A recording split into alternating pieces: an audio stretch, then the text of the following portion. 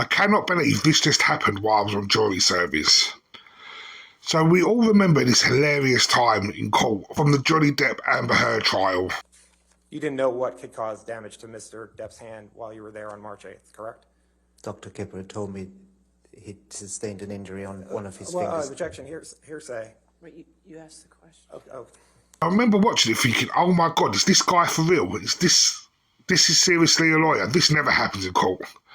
Until recently, when I went on jury service. So it's on day 2 of our trial, just got back from lunch, and the judge said, right, ladies and gentlemen of the jury, we are about to hear from an expert in DNA forensic science.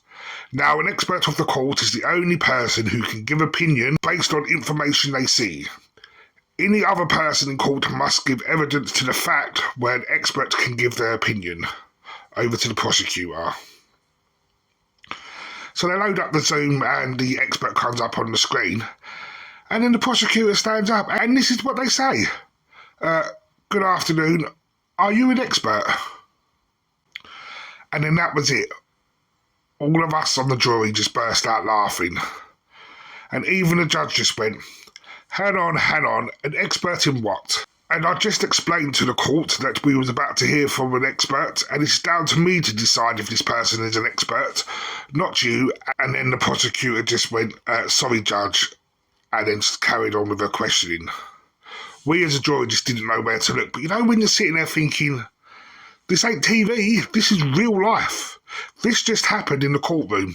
And not just that, it happened from the prosecutor, the person whose job it is to make us believe that the defendant is guilty, beyond any reasonable doubt.